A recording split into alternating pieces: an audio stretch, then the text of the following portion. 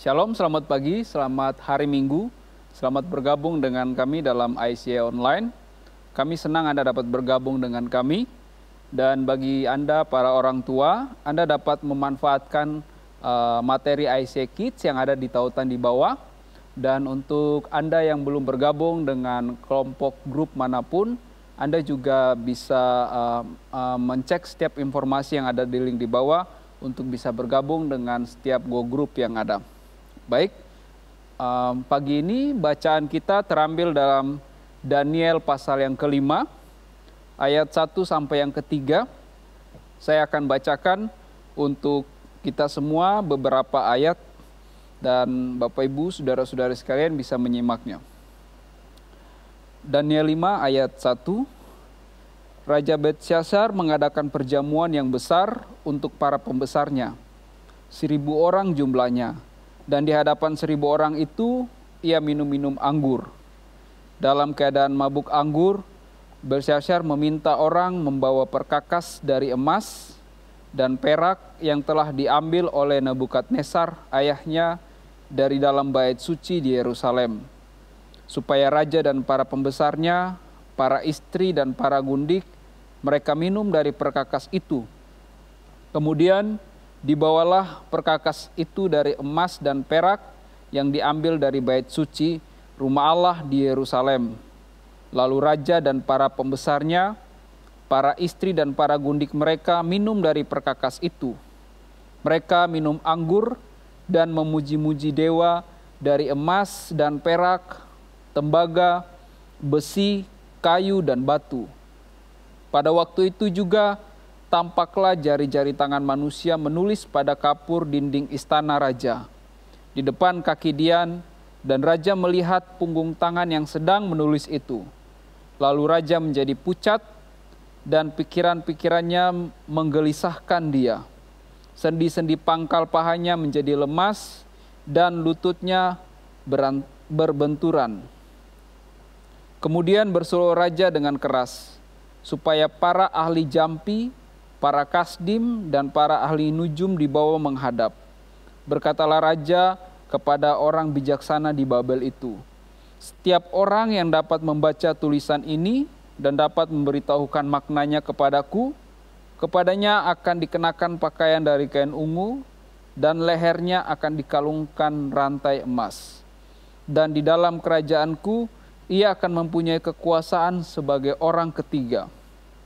Tetapi semua orang bijaksana dari raja yang telah datang menghadap tidak sanggup membaca tulisan itu dan tidak sanggup memberitahukan makna kepada raja. Sesudah itu sangatlah cemas hati raja dan ia menjadi pucat dan para pembesarnya terperanjat. Ayat yang ke-11, sebab dalam kerajaan Tuanku ada seorang yang penuh dengan roh para dewa yang kudus dalam zaman ayah Tuanku. Ada terdapat pada orang itu kecerahan, akal budi dan hikmat yang seperti hikmat para dewa. Ia telah diangkat oleh Raja Nebukadnezar, ayah Tuanku, menjadi kepala orang-orang berilmu, para ahli jampi, para kasdim, dan para ahli nujum. Kemudian ayat yang ke-17, kemudian Daniel menjawab raja, tahanlah hadiah Tuanku, berikanlah pemberian Tuanku kepada orang lain.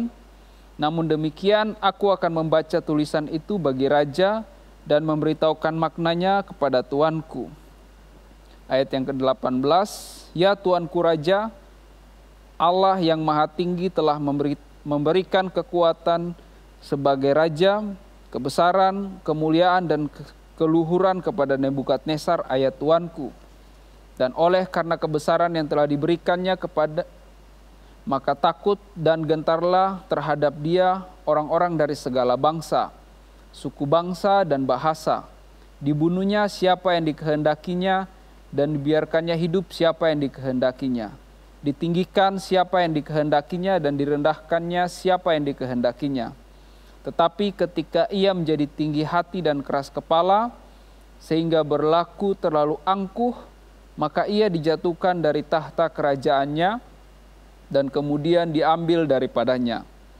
Ia dihalau dari antara manusia dan hatinya menjadi sama seperti binatang. dan tempat tinggalnya ada di antara keledai hutan.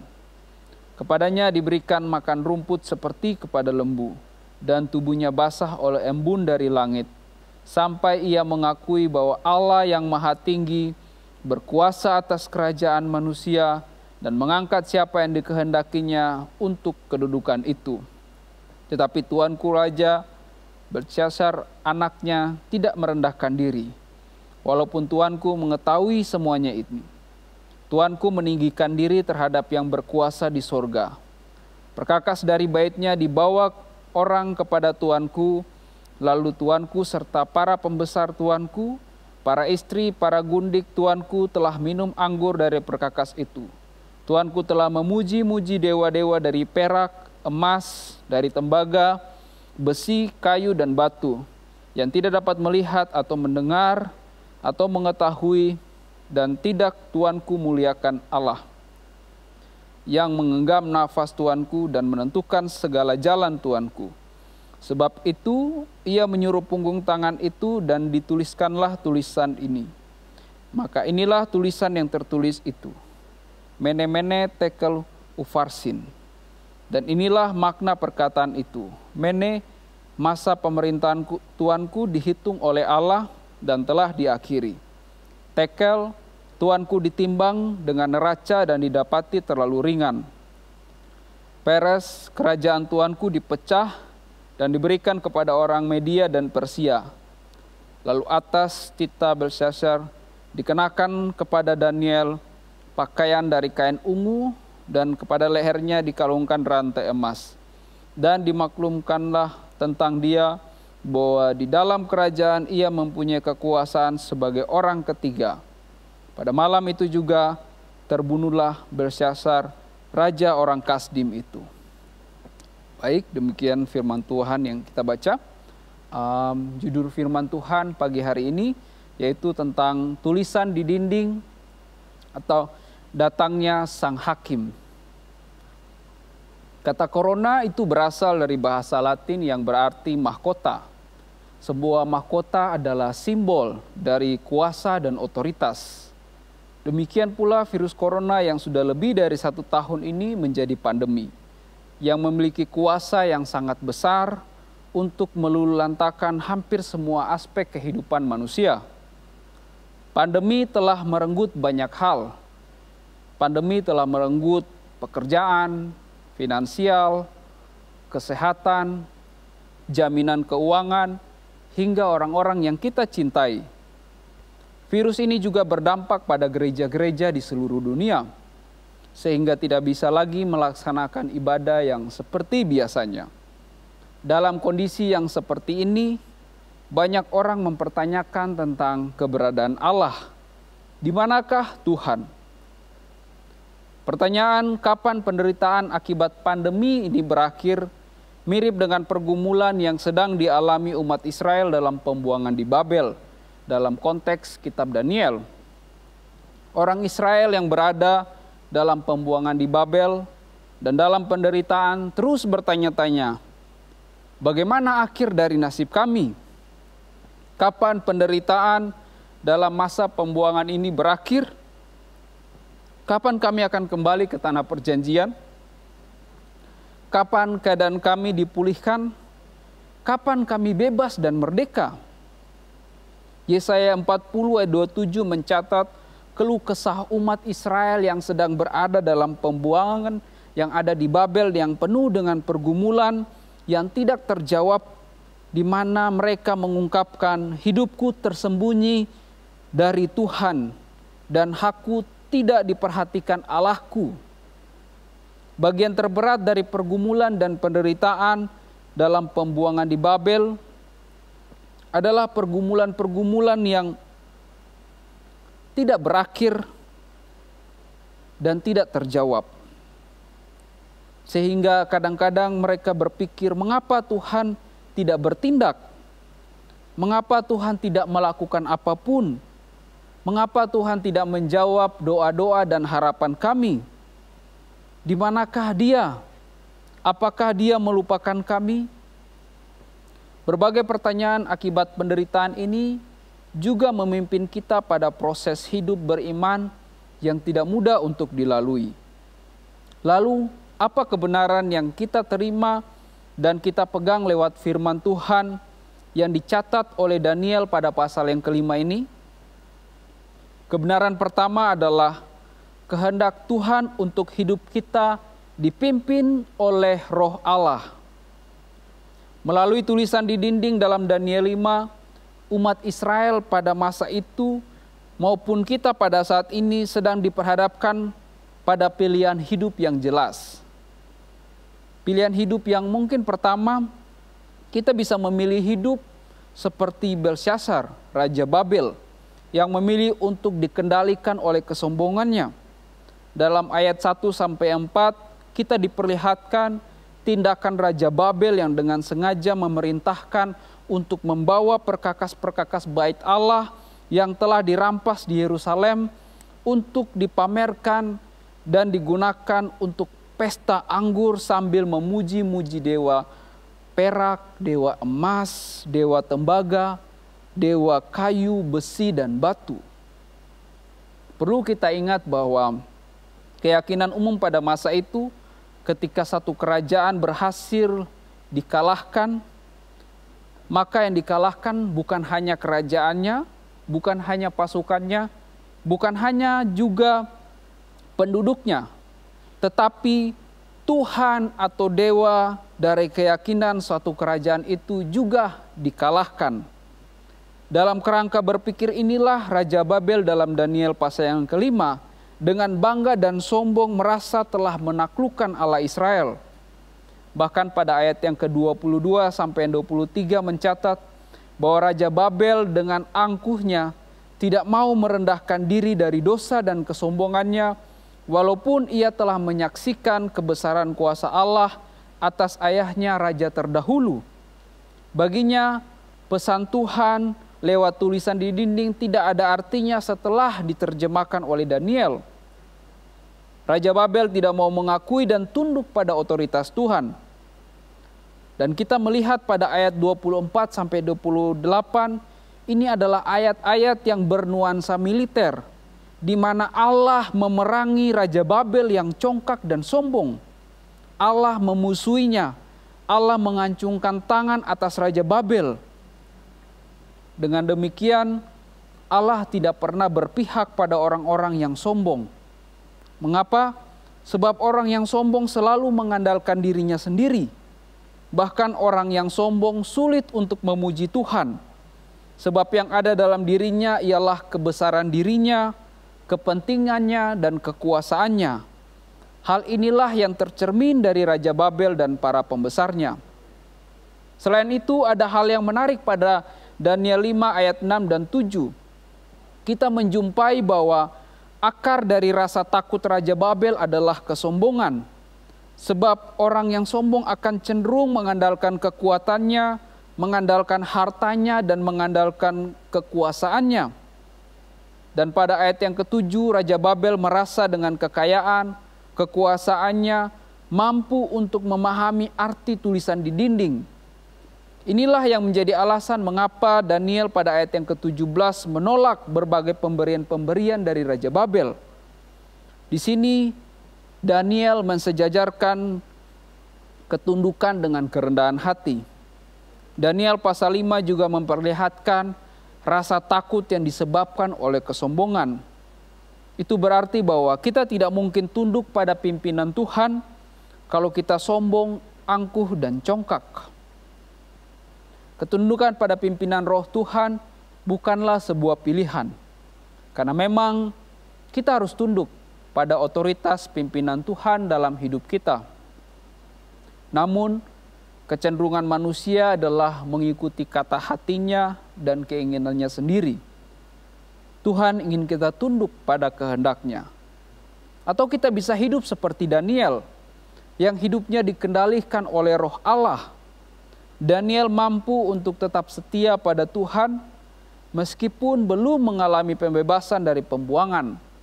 Daniel tidak membawa dirinya kepada kebiasaan berdosa dari budaya di mana dia berada, karena hidupnya dikendalikan oleh Roh Allah. Apapun yang dilakukan oleh Daniel atas dasar pimpinan Roh Allah, bukan atas dasar kepentingannya untuk mencari keuntungan pribadi. Hal ini tercermin dari sikap Daniel pada ayat 17 yang mengatakan, "Berikanlah pemberian Tuanku kepada orang lain saja. Kedatanganku adalah atas pimpinan Roh Allah, bukan karena pemberian-pemberian yang dijanjikan." Bapak Ibu, saudara-saudari sekalian, kebohongan terbesar di dalam dunia yang telah jatuh dalam dosa ini adalah Allah tidak dapat dipercaya, Allah tidak peduli, dan bahwa kita harus hidup seorang diri.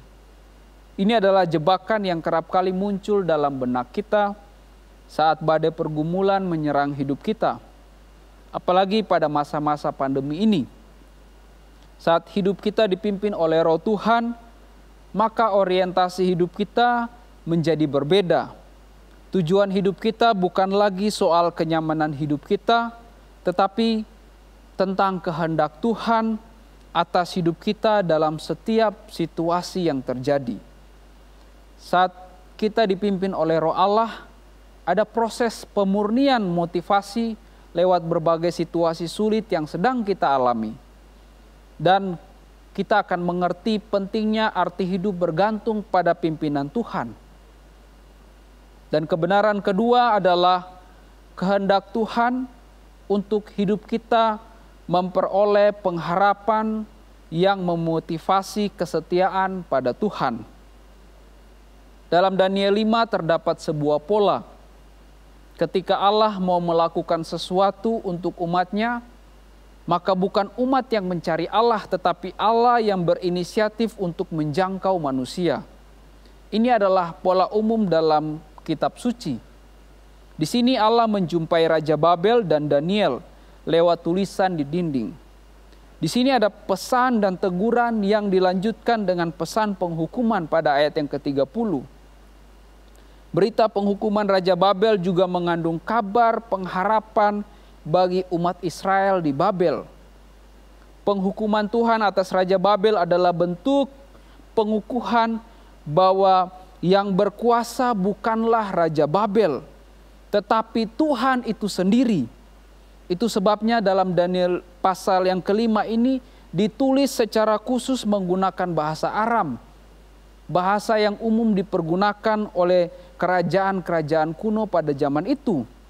Itu artinya pesan ini ditujukan kepada semua kerajaan-kerajaan bahwa yang berkuasa bukanlah raja. Yang berkuasa itu adalah Tuhan.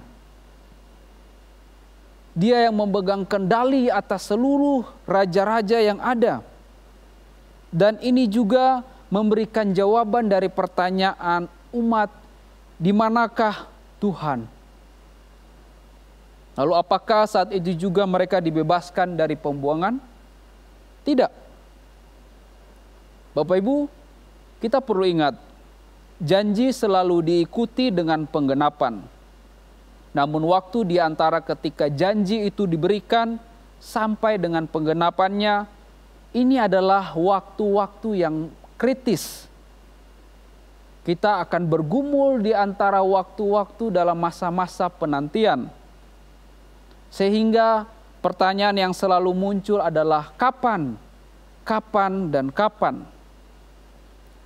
Dulu waktu saya kecil, saya pernah dijanjikan akan dibelikan sepeda oleh papa saya.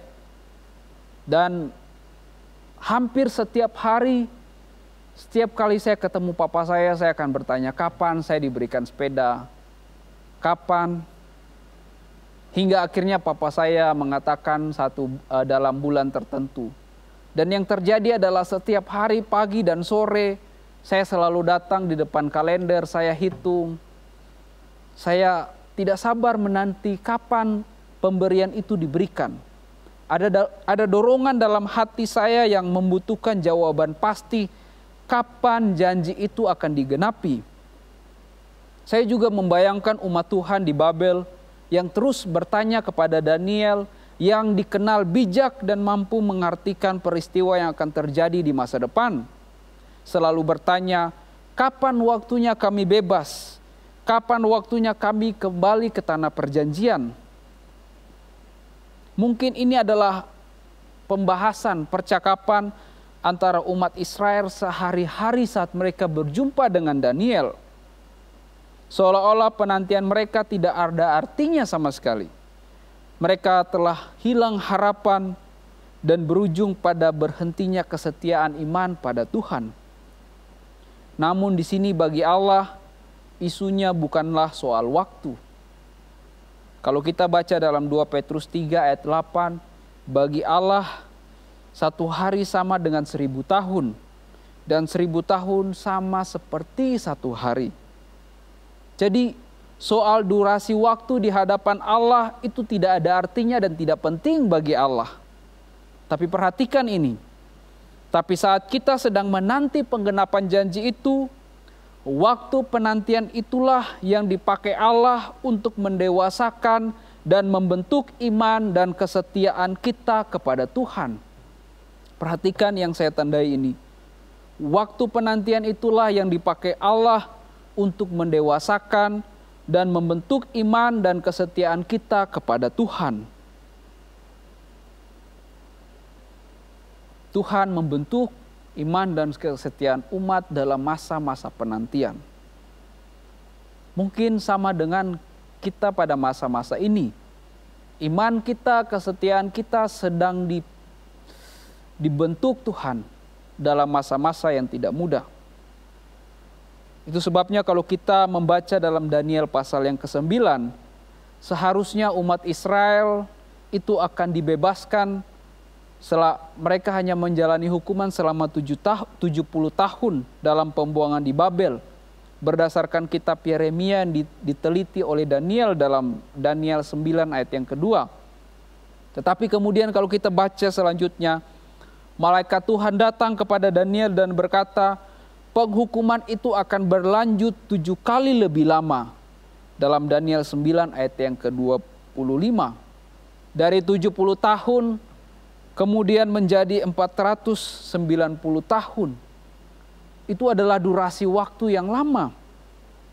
Tapi ini adalah hal yang menarik karena Tuhan ingin membentuk iman dan kesetiaan mereka.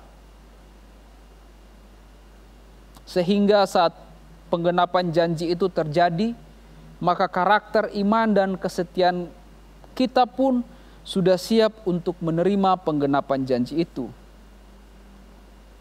Saat ini keadaan menuntut kita untuk menginginkan segala sesuatu yang serba cepat, harus segera terjadi. Namun kalau kita melihat cara kerja Allah, Allah tidak pernah terburu-buru. Bahkan Allah pertama-tama memproses dan mempersiapkan orang-orang yang akan dipakainya sebelum mewujudkan janjinya pada mereka. Misalnya contohnya seperti Musa yang 40 tahun dibina Tuhan di padang gurun, di rumah mertuanya. Dan mungkin inilah yang kita sedang alami. Kita sedang dibina Tuhan dalam masa-masa ini. Dalam masa pandemi ini, kita seolah-olah berada dalam ketidakpastian yang luar biasa. Dari pertanyaan kapan pandemi ini berakhir? Kapan keadaan kami dipulihkan? Pandemi telah memaksa kita untuk hidup bagaikan sedang berjalan dalam kabut yang sangat pekat. Masa depan tidak dapat lagi kita lihat, baik untuk jarak yang dekat maupun untuk jarak yang jauh. Ketidakmampuan kita melihat masa depan menunjukkan sisi keterbatasan kita. Dan saat ini kita dipaksa untuk hidup selangkah demi selangkah, hari demi hari, dalam menjalani kehidupan hari lepas hari, selangkah demi selangkah, dalam melintasi kabut pekat pandemi ini, membuat kita sadar bahwa setiap hari bagaikan hari kematian. Kita berada dalam kepungan bayang-bayang kematian dan penderitaan. Tidak hanya dikepung oleh bayang-bayang kematian, namun pandemi juga memunculkan permasalahan mental yang sukar untuk dihadapi karena kita kehilangan pengharapan. Namun pengharapan kita ada saat kita memberikan diri dipimpin oleh Roh Allah. Lewat pimpinan Roh Allah dalam masa pandemi ini, iman kita diproses menjadi lebih dewasa di dalam Tuhan, dan kita menjadi orang-orang yang didapati Tuhan tetap setia dalam keadaan apapun. Tuhan memberkati. Kita akan berdoa mengakhiri firman Tuhan dan ibadah pada saat ini. Kami mengucap syukur Tuhan untuk kasih-Mu. Terima kasih Engkau hadir bersama-sama dengan kami ya Tuhan. Terima kasih untuk firman-Mu. Kami mau hidup kami dipimpin oleh Roh-Mu ya Tuhan. Karena dengan pimpinan Roh-Mu, kami memiliki pengharapan ya Tuhan di dalam Engkau. Kami memiliki pengharapan di tengah-tengah keadaan dan situasi yang sulit ini ya Tuhan. Kami memiliki pengharapan walaupun ada di antara kami yang kehilangan pekerjaan. Kami memiliki pengharapan walaupun kami kehilangan orang-orang yang kami cintai karena pandemi ini ya Tuhan. Kami memiliki pengharapan walaupun kami sedang mengalami penderitaan karena COVID-19 ini ya Tuhan. Kami memiliki pengharapan karena Engkau memimpin hidup kami ya Tuhan. Tuhan, kiranya dengan pimpinan Roh-Mu, kami tetap setia mengiring Engkau ya Tuhan. Kami tetap setia walaupun kesulitan hidup menghimpit kami ya Tuhan. Kami tetap setia walaupun kami ditinggal orang-orang yang kami cintai ya Tuhan. Kami tetap setia walaupun kami bergumul dengan hebat. Karena mungkin saat-saat ini ya Tuhan, ada di antara kami yang kehilangan pekerjaan dan kesulitan finansial. Kami percaya ya Tuhan, Engkau menolong kami. Sehingga saat Engkau datang kepada kami, Engkau mendapati kami tetap setia kepadamu ya Tuhan. Pimpin hidup kami hingga dalam masa-masa penantian kami untuk melihat jawaban-jawaban doa Tuhan atas setiap pergumulan kami. Iman kami bertumbuh, iman kami menjadi dewasa di dalam Engkau. Pimpin hidup kami ya Tuhan. Dan kami percaya Engkau menolong kami berdasarkan waktu-Mu ya Tuhan. Dan kehendak-Mu akan terjadi dalam kehidupan kami. Terima kasih ya Tuhan. Berkati kami yang saat ini mendengarkan firman Tuhan. Pimpin hidup kami.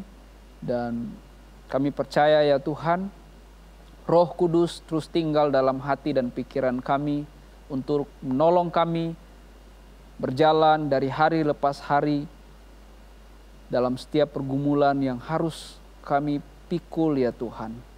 Terpujilah nama-Mu, dalam nama-Mu Yesus kami sudah berdoa dan mengucap syukur. Amin. Terima kasih telah bergabung dengan kami dan sampai jumpa minggu depan. Tuhan memberkati. Kami senang Anda telah memilih untuk beribadah bersama kami hari ini. Bila Anda merasa diberkati, Anda juga bisa mengirim tautan ibadah online ini ke teman atau keluarga yang lain. Sampai jumpa di ibadah online ICA minggu depan. Tuhan memberkati. Minggu spesial Next Gen akan kembali pada ibadah 29 Agustus. Kami mengajak Anda semua untuk bergabung dan merayakan hal besar yang Tuhan sedang kerjakan dalam kehidupan generasi penerus kita. Catat tanggalnya ya. Bagi para orang tua, ICA Kids telah mempersiapkan materi bagi anak Anda. Silakan download di tautan bit.ly/ICA Kids online. Kami mengajak Anda untuk mengikuti Instagram ICA Kids untuk mendapatkan update yang terbaru. Ibadah doa malam ICA masih dilakukan melalui Zoom setiap Selasa jam 6:30 sampai 7:30 malam.